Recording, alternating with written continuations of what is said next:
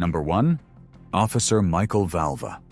In the early hours of January 17, 2020, emergency responders arrived at a residence in Center Moriches, Long Island, following a 911 call from Michael Valva, a 45-year-old former NYPD officer. Valva reported that his 8-year-old son, Thomas, had fallen on his way to the bus, and he banged his head and lost consciousness. He also reported that he was giving him CPR, trying to revive him at the time of the call. Upon arrival, paramedics found Thomas unresponsive, with a body temperature of 76.1 degrees Fahrenheit, indicating severe hypothermia. Despite resuscitation efforts, Thomas was pronounced dead at the hospital. Before the incident, Valva and his 3 sons lived with his fiancée Angela Polina and her 3 daughters. Subsequent investigations unveiled a harrowing pattern of abuse. Evidence, including home surveillance footage, revealed that Thomas and his brother Anthony, both diagnosed with autism, were subjected to prolonged mistreatment. They were forced to sleep in an unheated garage without access to basic necessities. On the day of the tragic incident, temperatures had gone below freezing, and Thomas and his brother Anthony had spent the night in the garage of their home, with no heat, no bathroom access, no mattress, and no blankets. After waking up on the cold cement floor of the garage, Thomas had an accident and soiled his pants. When their father, Michael Valva, arrived where they were, he was seen on a video screaming at Thomas, forcing him outside and hosing him down with cold water, leading to him collapsing. Despite Thomas's evident distress, Valva delayed seeking medical assistance for over an hour. He never called 911 immediately. These children's abuse extended beyond the fatal incident.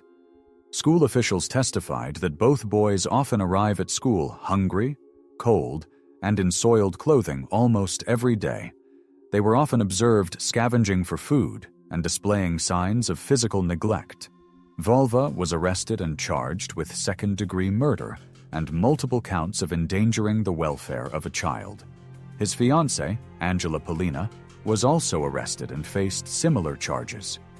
During the trial, Valva's defense highlighted his law enforcement background, but the prosecution emphasized the severity and duration of the abuse. In December 2022, Valva was convicted on all counts and sentenced to 25 years to life in prison. The Suffolk County District Attorney described the treatment of Thomas and his brother as nothing short of evil. His wife was also sentenced to 25 years to life in prison.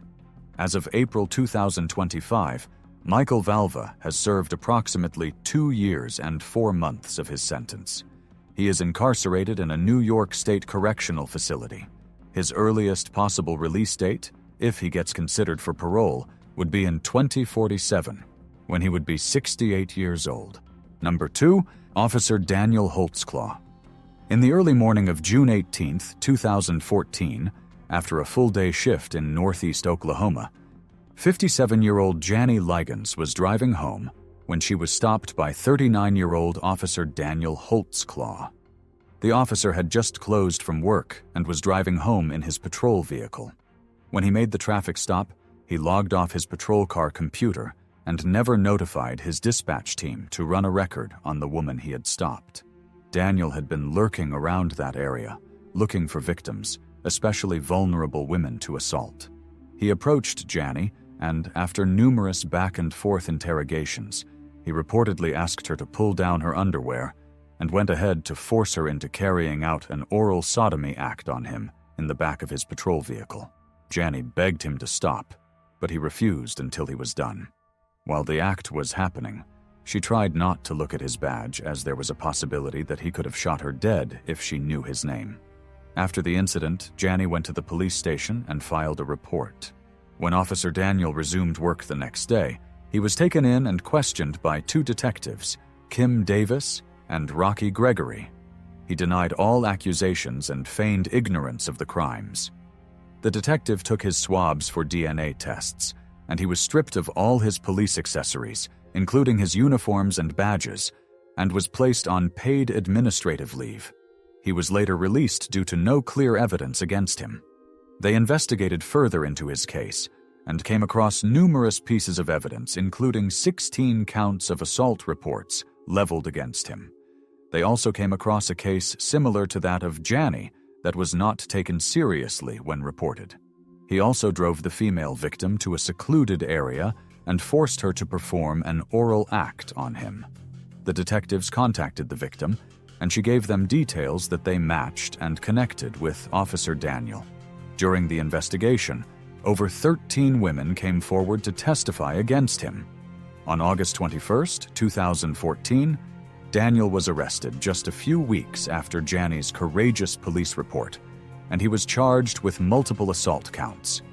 Investigators revealed that Daniel, who was born in Guam, joined the Oklahoma City Police Department and patrolled the northeast sector of the city, an area predominantly inhabited by African American residents.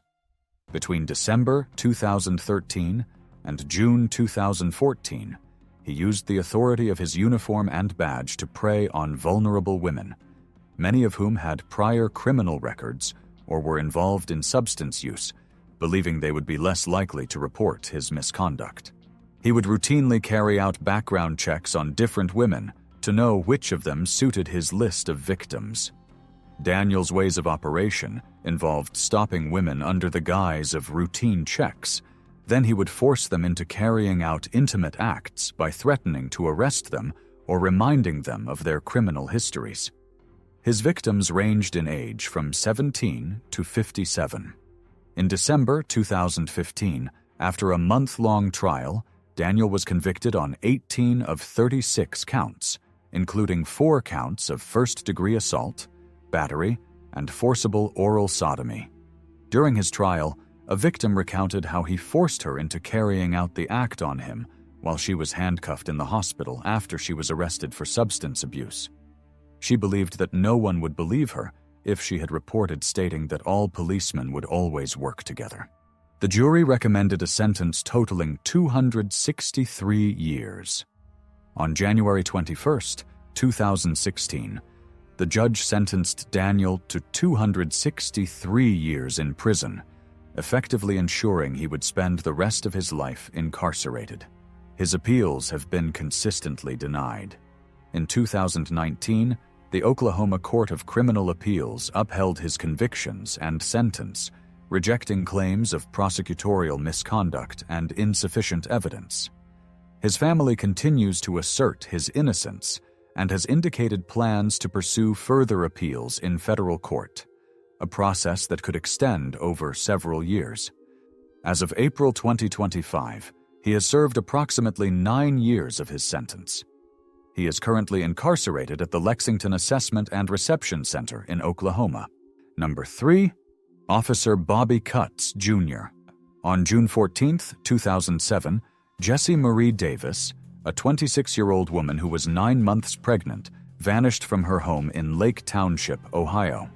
She was last seen shopping at a local grocery shop. Her mother, who was the last person she spoke with, visited her home the next day and discovered just her 2-year-old son, Blake, alone in the house. She noticed the home settings and saw signs of struggle, including overturned furniture and bleach stains. The 2-year-old boy reportedly told her that his mommy broke the table and his mommy was inside the rug, prompting an immediate and extensive search for Jessie. Many individuals, including members of Texas EquuSearch, volunteered to search for the missing lady. At the time of the incident, Jessie and 26-year-old Officer Bobby Lee Cutts Jr. were in a relationship. Officer Bobby was the father of Blake, as well as the unborn child she was carrying. The investigation for her whereabouts quickly focused on Officer Bobby. Initially, he denied involvement or knowing where his girlfriend was, but on June 23, 2007, he led authorities to Jessie's body in a wooded area of Hampton Hills Metro Park. She had been wrapped in a comforter and left in the park. Officer Bobby was arrested and charged with the murders of Jessie and her unborn daughter, whom she had planned to name Chloe. During his trial, which began on February 4, 2008, he testified that he accidentally murdered Jessie during an argument, claiming he elbowed her in the throat during a struggle. He admitted to panicking attempting to revive her, and then decided to dispose her body with the help of his friend, Maisha Farrell.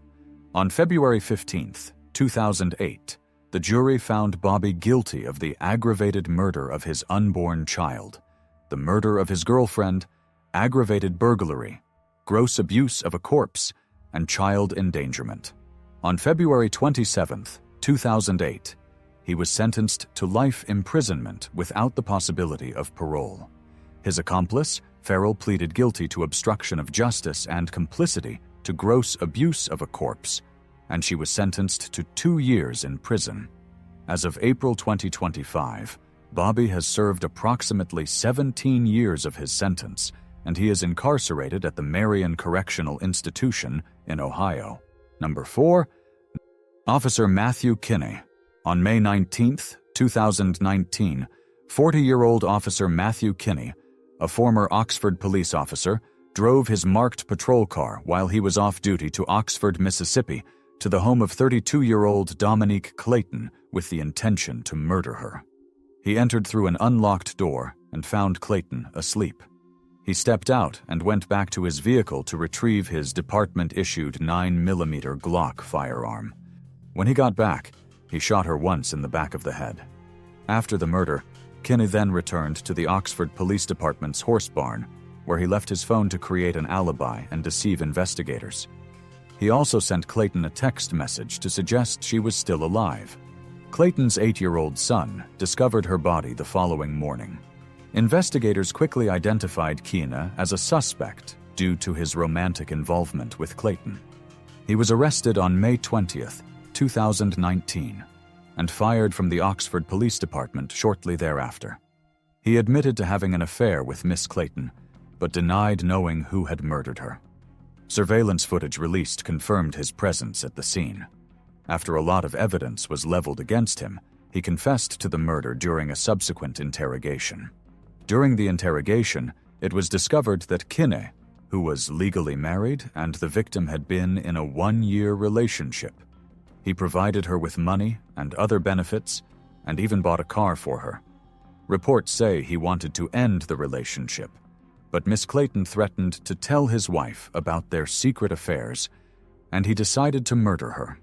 Though the victim's family believed that it was Miss Clayton who tried to break off the relationship but couldn't. In August 2019, he was indicted on capital murder charges. To avoid the death penalty, Kinne pleaded guilty and was sentenced to life imprisonment without parole.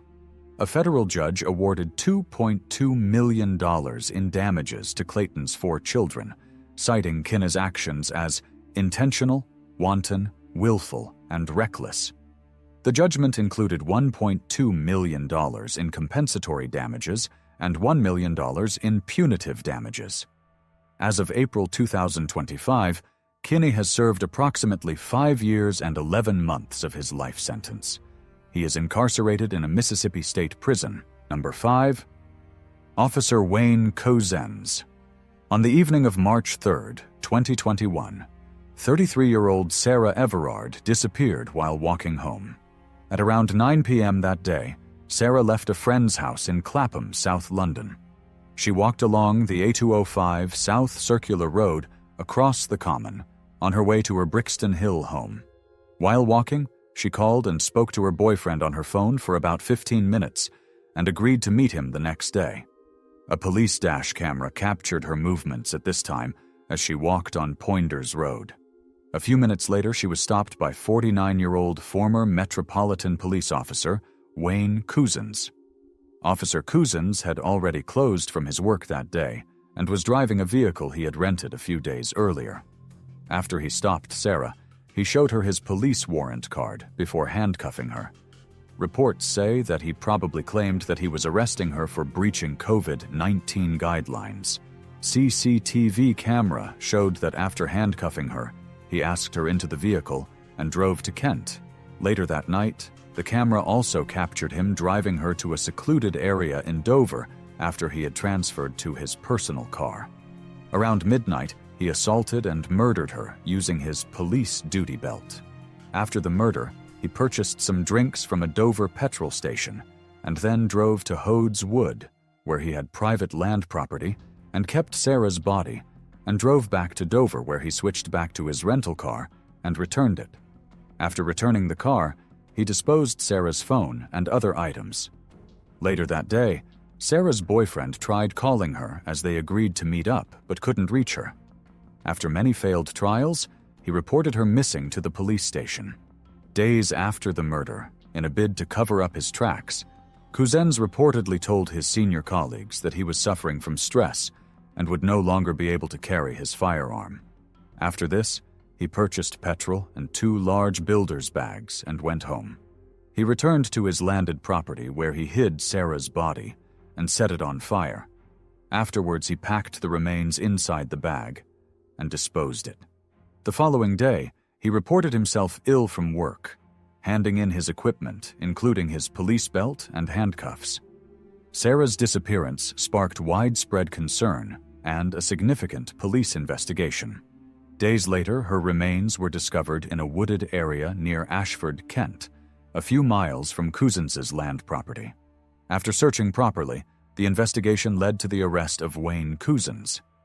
Initially, during the interrogation, he claimed that he did not recognize Sarah, but later he confessed that a gang demanded that he deliver another girl after he underpaid a street girl who rendered sexual services to him, but that was a lie. The investigation found no evidence of a gang, and his story was full of holes. It was a made-up excuse.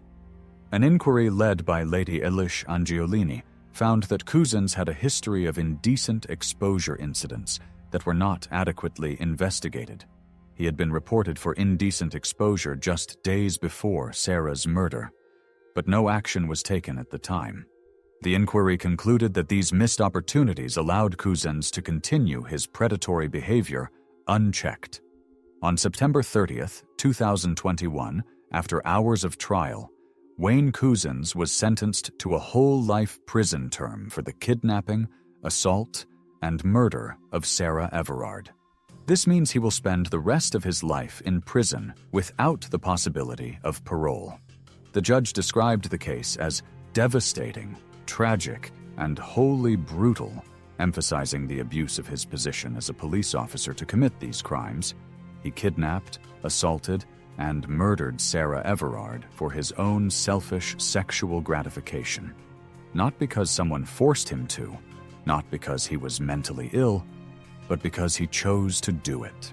In addition to the life sentence, Couzens was later sentenced to 19 months in prison for 3 counts of indecent exposure, which occurred before Sarah's murder. These sentences are to be served concurrently with his life sentence. As of April 2025, Couzens has served approximately 3.5 years of his sentence and remains incarcerated at HMP Frankland, a high-security prison in County Durham, England. Number 6. Officer David Carrick. For nearly 2 decades, 48-year-old David Carrick, a serving officer in the Metropolitan Police, carried out a series of heinous sexual offenses against multiple women. He was popularly known as a serial offender. His position of authority allowed him to exploit and intimidate his victims, committing at least 85 serious offenses, including 48 assaults against women. He carried out most of these assaults in his Hertfordshire home, where he lived, and all took place while he was still a serving officer. His crimes, which spanned from 2003 to 2020, remained unchecked despite multiple allegations against him over the years. Carrick remained in his role, highlighting significant shortcomings within the police force. Carrick joined the Metropolitan Police in 2001 and was assigned to the Parliamentary and Diplomatic Protection Command. Over the years, he used his authority to manipulate and control his victims. He met many of his victims through dating apps, presenting himself as a trustworthy officer. Once in a relationship, he subjected them to degrading acts such as false imprisonment, assault, and forceful intimate relations. Some victims were locked in a cupboard under the stairs, others were whipped with belts, and some were subjected to more inhumane treatments. He controlled various aspects of their lives, dictating what they wore, ate, and who they could communicate with. In some instances, he held a gun to a woman's head during the assault. Carrick's actions were calculated and manipulative, often using his status as a police officer to silence his victims after each attack. Despite multiple allegations over the years, he continued work as a police officer. He came to the attention of police over 9 separate incidents between 2000 and 2021. However, these were not adequately investigated, allowing him to continue his predatory behavior. In 2016, a complaint was mishandled, leading to Carrick being re-vetted by the Met. During the investigation, he escalated his offenses. In 2021, a woman came forward with allegations of assault, and he was arrested. Subsequent investigations uncovered the deep nature of his crimes and how many years it has been going on undetected. Over 12 women victims came forward to testify against him. In February 2023, he pleaded guilty to 49 charges against 12 women, resulting in 36 life sentences. The judge then ordered that he serve a minimum of 30 years before being eligible for parole.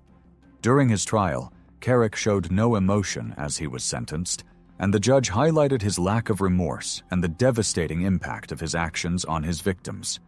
As of April 2025, Carrick has served approximately 2 years of his sentence. He will not be eligible for parole until at least 2053, at which point he will be 76 years old.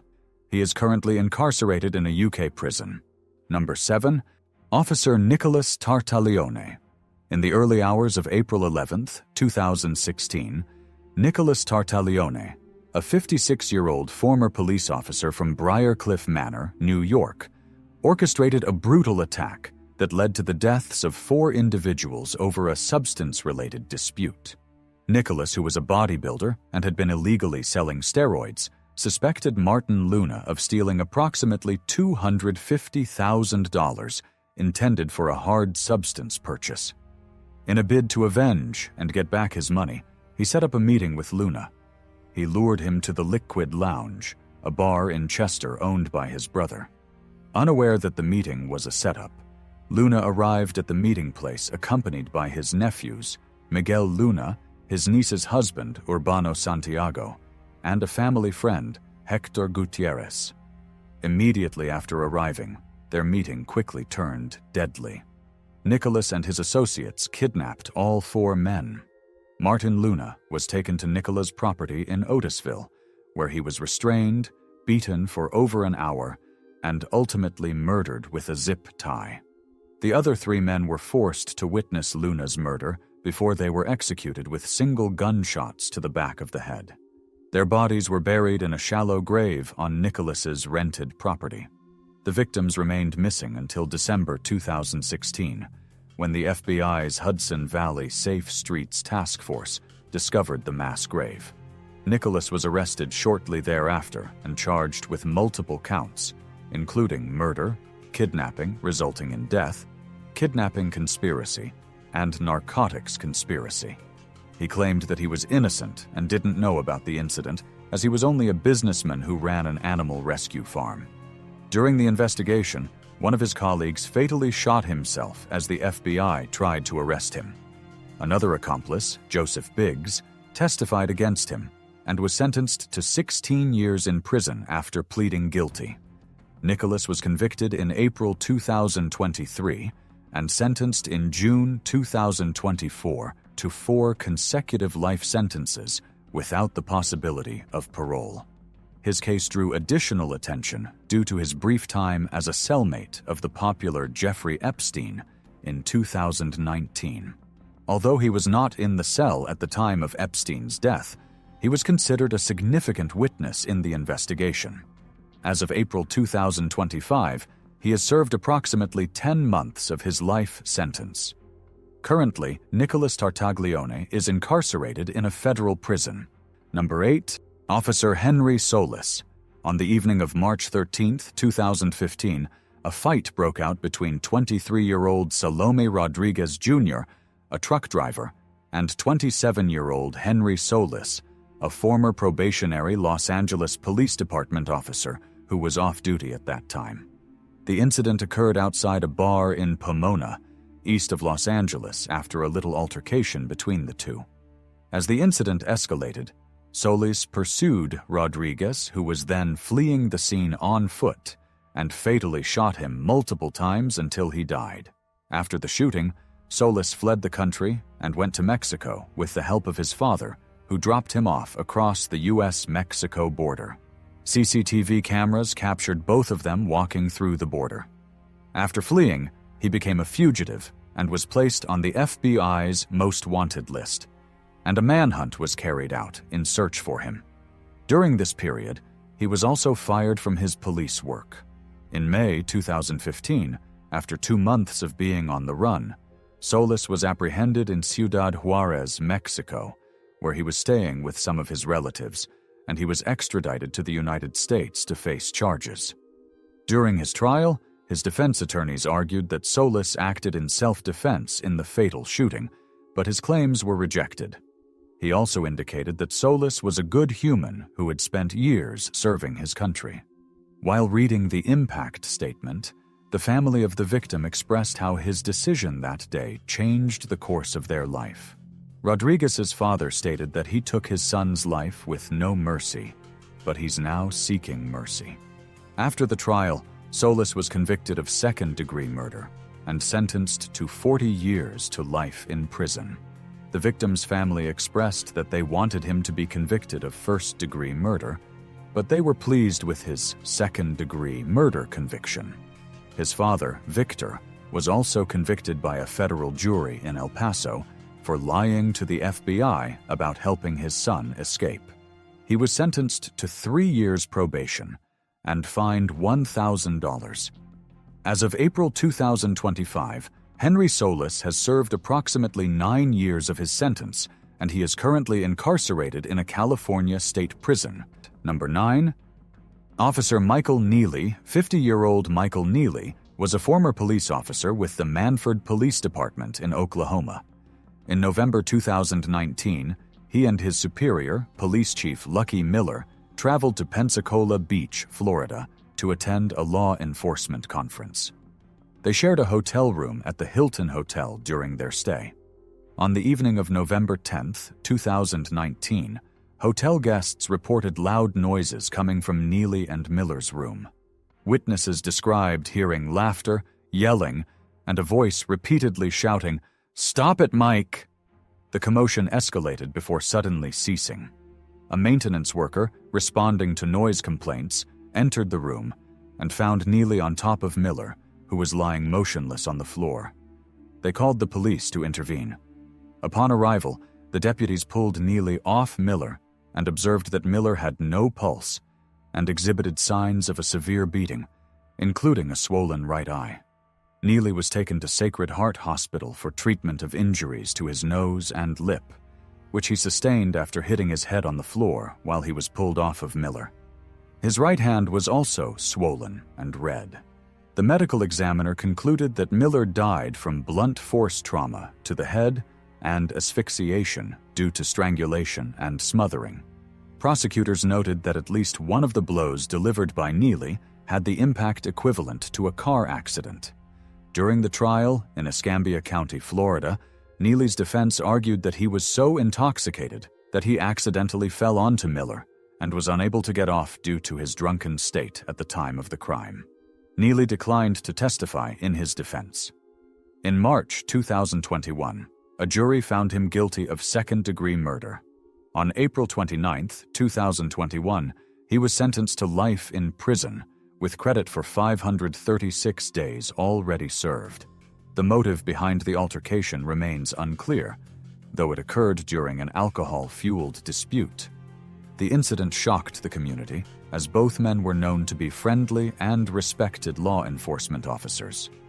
As of April 2025, Neely has served approximately 5 years and 5 months of his life sentence. Number 10. Officer Miles Bryant. On the evening of July 26, 2022, 16-year-old Susana Morales went missing after informing her mother that she was walking home from a friend's residence in Norcross. She never made it home that day. For several months, she was never found, and missing person posters were made to help facilitate the search.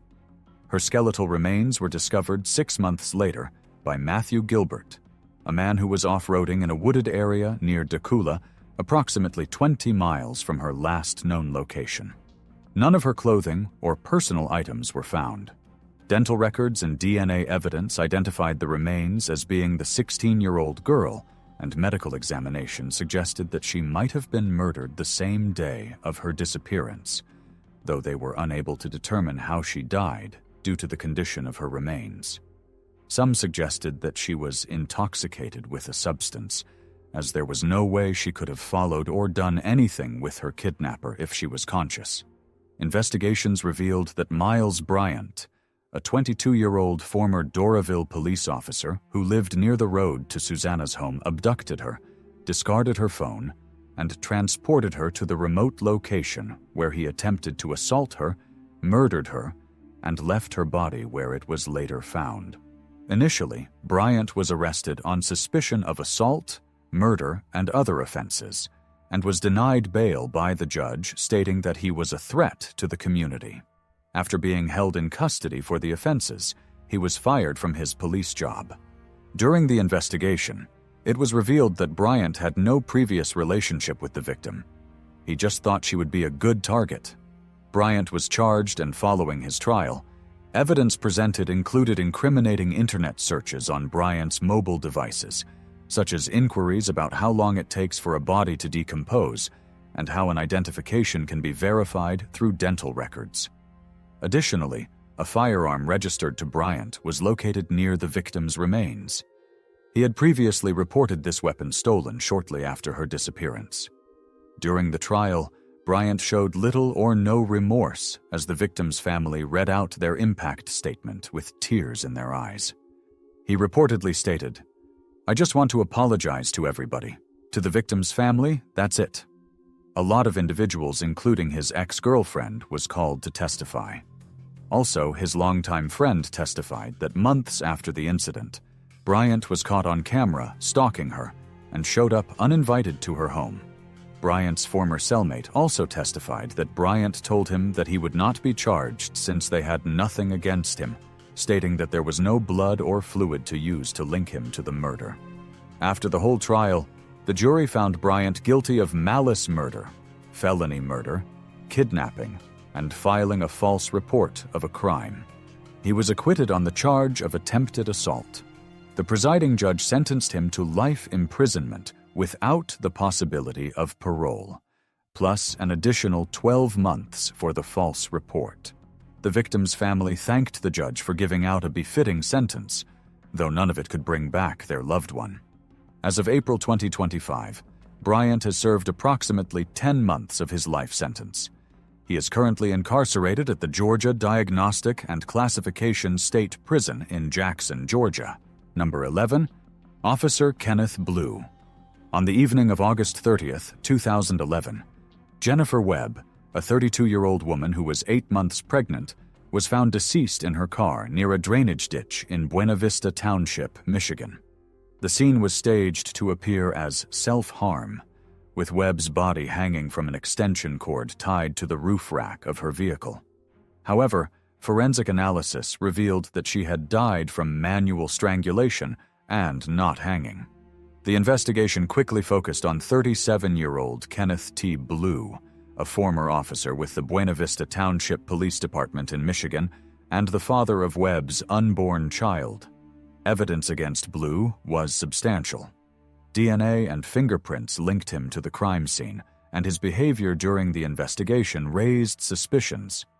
It was determined that Bluew had murdered Webb to avoid the personal and professional consequences of their relationship becoming public.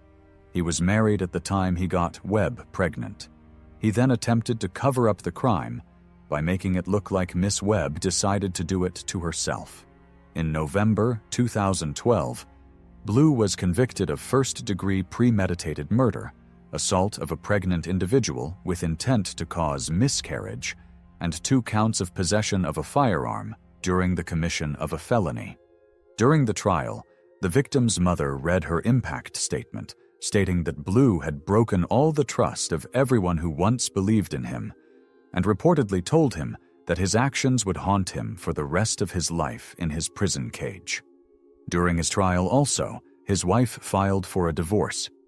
He was sentenced to life imprisonment without the possibility of parole for the murder conviction, 65 to 100 years for the assault conviction, and 2 years for each of the firearm convictions.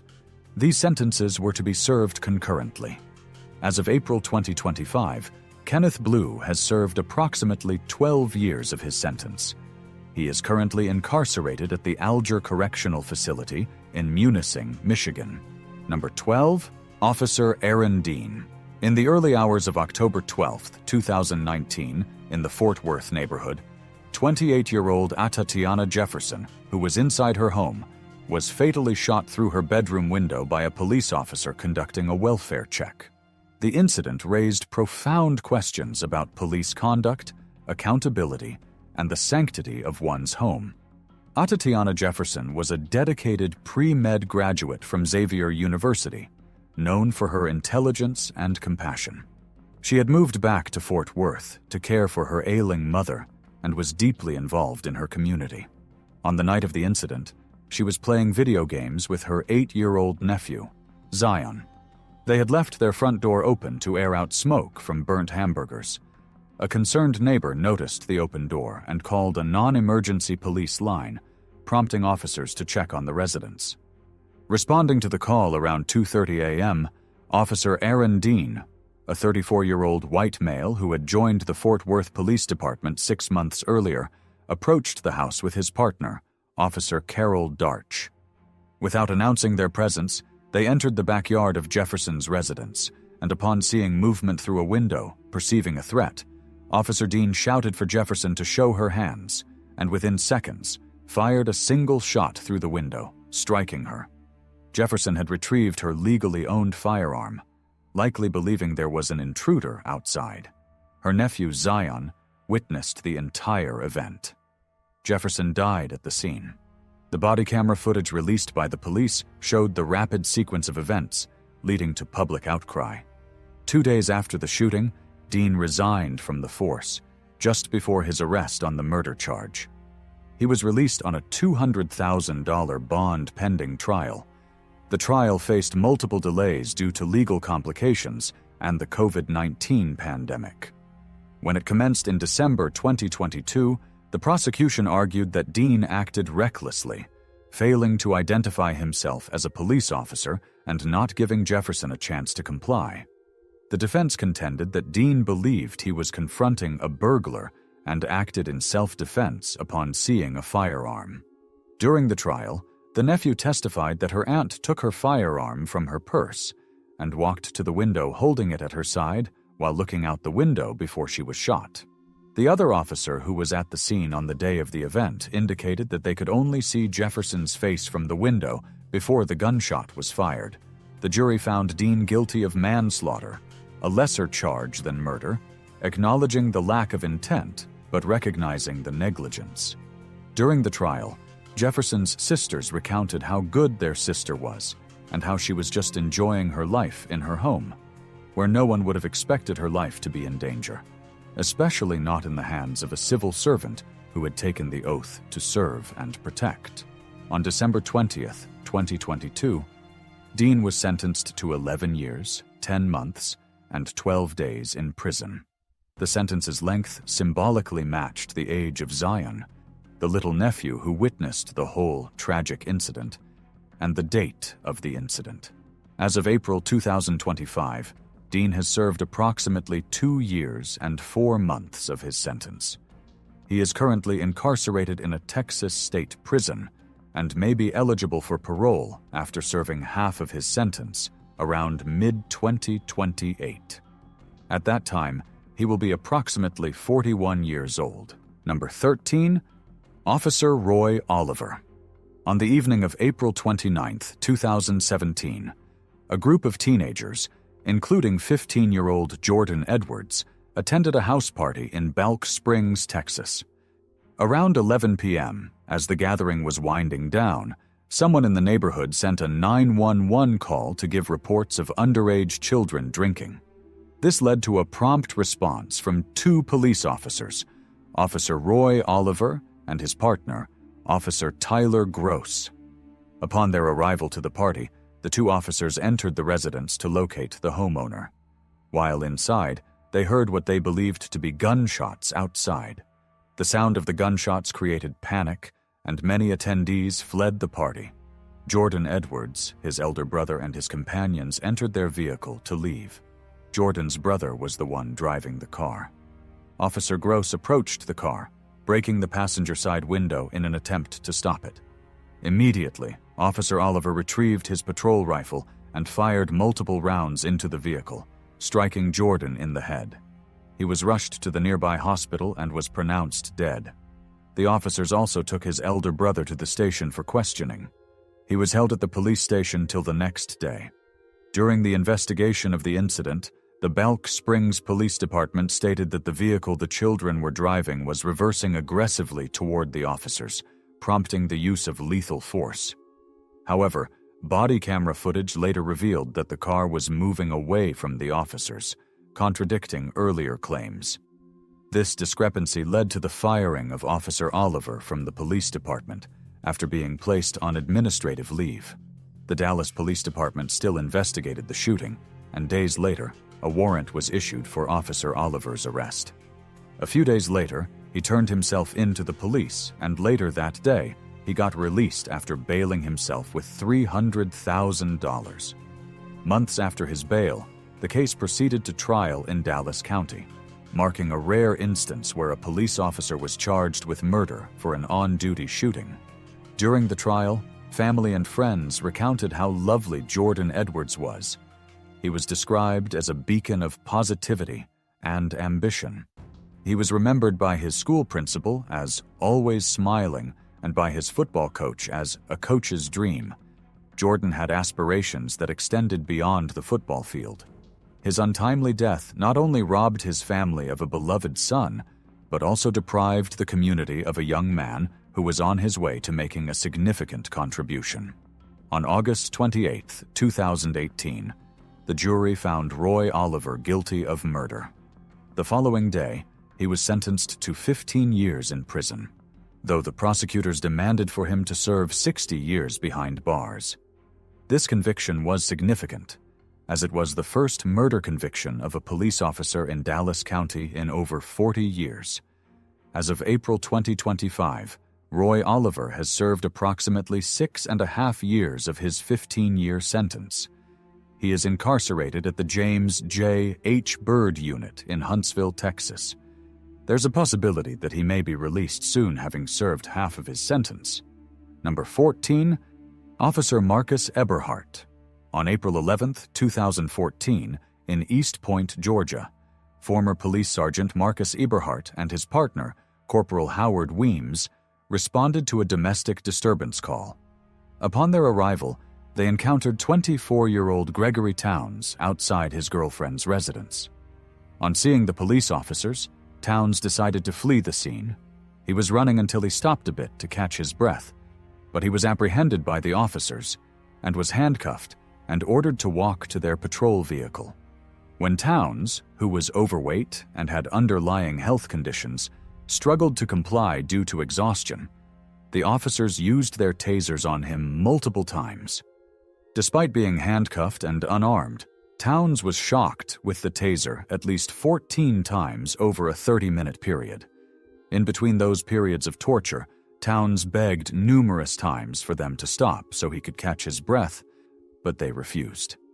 He eventually became unresponsive, and when the paramedics arrived, they pronounced him dead at the scene. An autopsy revealed that Towns died from hypertensive cardiovascular disease caused by physical exertion and conducted electrical stimulation. The excessive use of the taser, particularly in drive-stun mode, was a significant contributing factor to his death. In December 2016, Marcus Eberhart was convicted of felony murder, aggravated assault, and violation of oath by a public officer. During his trial, Town's girlfriend explained that he regretted ever calling the police that day on his boyfriend, stating that she would no longer put her trust in the police department or even the court of justice again. Officer Howard Weems also expressed deep remorse for his actions and deeply apologized to the victim's family.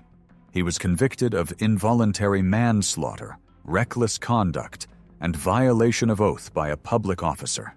He received a 5-year sentence, with 18 months to serve in prison and the remainder on probation.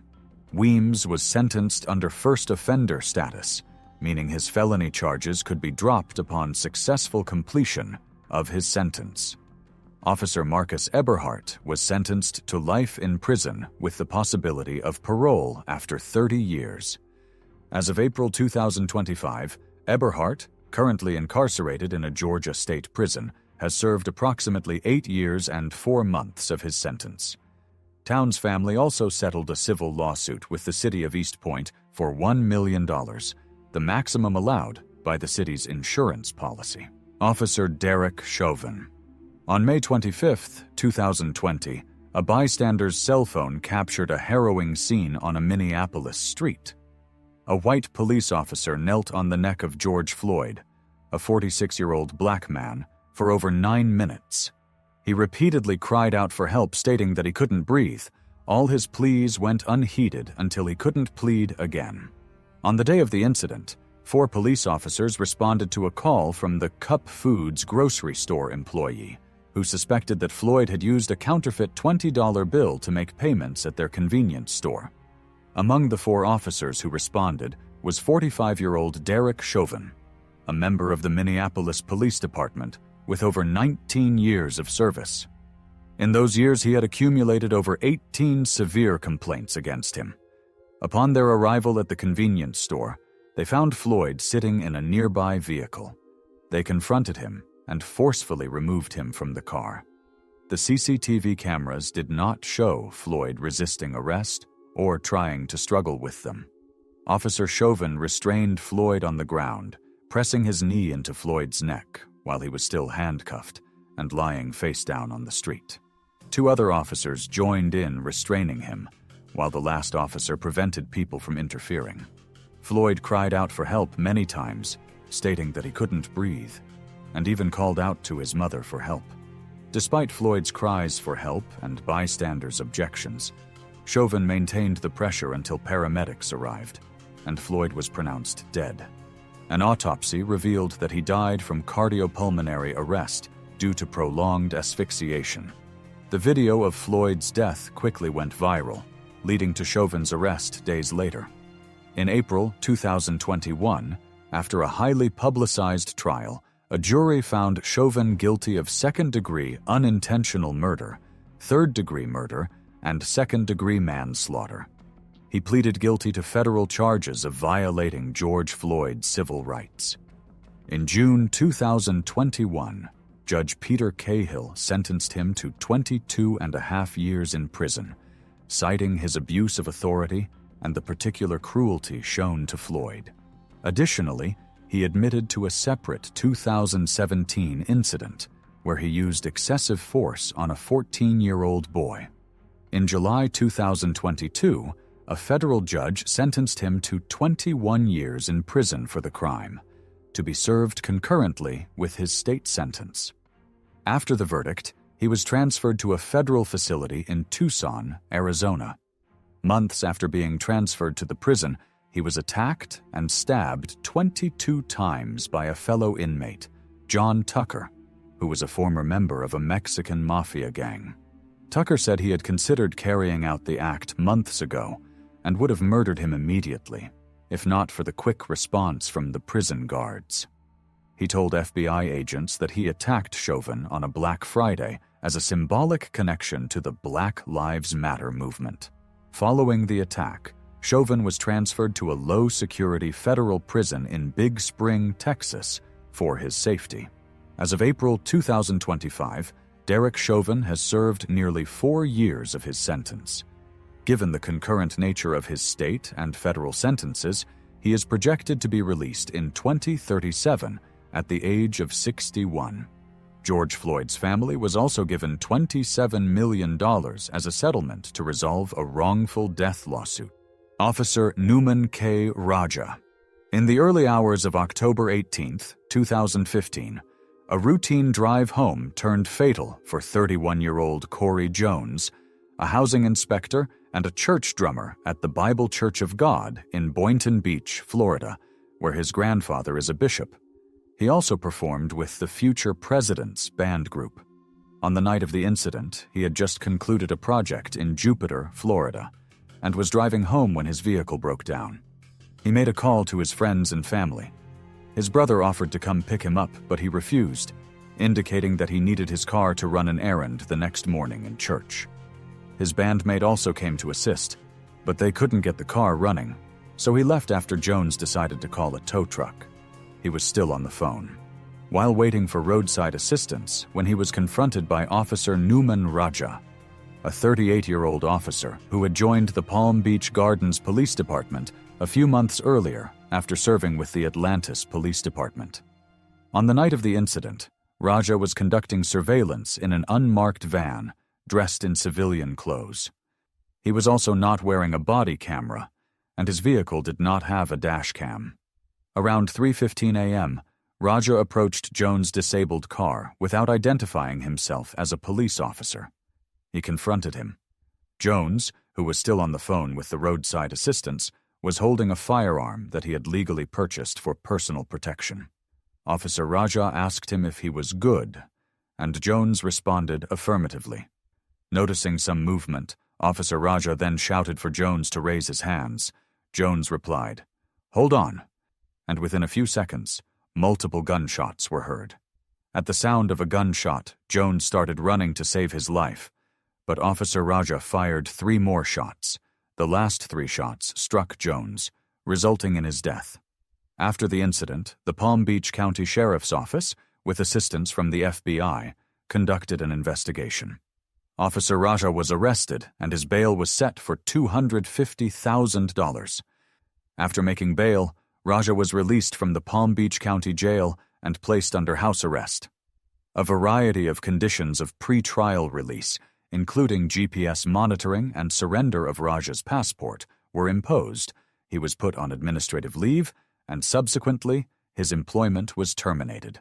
Evidence revealed that Raja had not identified himself as law enforcement and had acted aggressively, leading Jones to believe he was being attacked. Jones' firearm was also found at the scene, undischarged. Forensic evidence indicated that Jones had attempted to flee, discarding his weapon, and was shot in the back.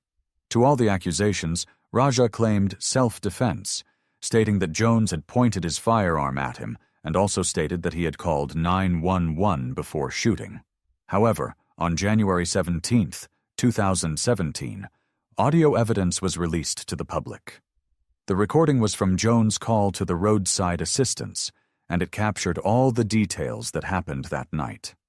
The public contradicted Raja's account, and it was also confirmed that the 911 call was made after he shot Jones. Officer Raja was charged with manslaughter by culpable negligence and attempted first-degree murder. During the trial in March 2019, Raja's defense claimed he acted in self-defense, believing Jones posed a threat. However, their claim didn't hold. On March 7, 2019, after an 8-day trial, he was found guilty on both charges. On April 25, 2019, Judge Joseph Marks sentenced him to 25 years in prison for each charge, to be served concurrently. This marked the first conviction of a Florida police officer for an on-duty shooting in over 30 years.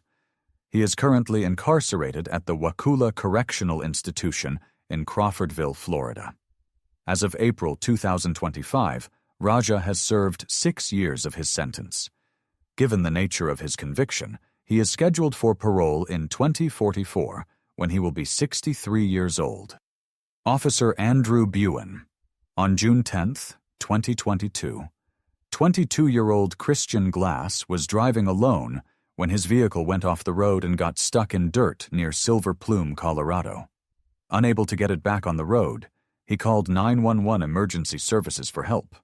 During the call, Glass exhibited signs of a mental health crisis, expressing paranoia and fear.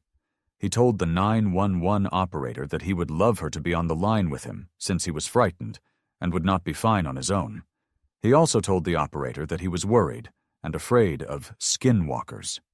When the officers arrived, including Deputy Andrew Buen, they asked Glass to get out of the car with their hands on their guns. Glass refused, saying that he was scared. Glass then told the officers he had a geology knife in the car. He offered to throw it out of the window in front of the officers, but they told him not to. He then kept the knife away and kept his hands where the officers could see it. Over the course of approximately 70 minutes, officers attempted to persuade Glass to leave the car, but he said the car was the only place he felt safe. He was seen praying and blowing out kisses from inside his car to the officers. As the night was getting darker and Glass was still inside his car, Officer Buen smashed the front window of the car. Another officer stood on top of his car, shining a flashlight on him. Eventually, they broke a window and tried using a taser on him. He was still holding a knife, and after Officer Buen repeatedly asked him to drop the knife, he then opened fire on him using his handgun. He was shot at least 5 times, resulting in his death. After the incident, the Clear Creek County Sheriff's Department issued a statement stating that Christen Glass was argumentative and uncooperative, and he was attempting to stab an officer with the knife he was holding. Details of his death weren't revealed until a few months later, when the body camera footage showing Glass making a heart with his hands towards the officers from inside his car just before he was shot was released. Officer Buen was initially charged with second-degree murder and official misconduct. In his first trial in 2024, he was convicted of reckless endangerment, a misdemeanor, but the jury could not reach a verdict on more serious charges. A retrial in 2025 led to his conviction for criminally negligent homicide. During his trial, Christian's family all read their impact statements with tears, stating that they now live with anxiety because of the incident and will never be the same again. They stated that the killer shot Christian 5 times just to make sure that he was gone. After the family read their impact statement, Officer Buen was asked to speak, and he expressed deep remorse, stating that Christian deserved better and he was sorry for the event of that night. He pleaded that God should grant the bereaved family peace to endure the painful loss. He also expressed that he was willing to accept any punishment given to him. After his son's speech, Laura Buen, Officer Buen's mother, begged that the judge should have mercy on his son, stating that prison is a very dangerous place for police officers. However, the victim's family did not accept Officer Buen's remorse speech, especially after watching the whole body cam footage and seeing how he intentionally shot their loved one. The judge emphasized that the incident was a misuse of power, not a mere mistake. On Monday, April 14, 2024, after much deliberation, he was sentenced to 3 years in prison. Following his indictment, Buen was terminated from the sheriff's office. The Glass family reached a $19 million settlement with local authorities, which included dedicating a public park to Glass, a commitment to reform police responses to mental health crises. As of April 2025, Buen has served about 2 months of his sentence, leaving him with approximately 2 years and 10 months to serve. He is currently serving his sentence in a Colorado state prison. Thank you guys for watching. Over the years, I've had some good experiences with the police, and I have also came across some police officers who left me traumatized. Have you had any good or bad experience with a local police officer? Kindly leave a comment below.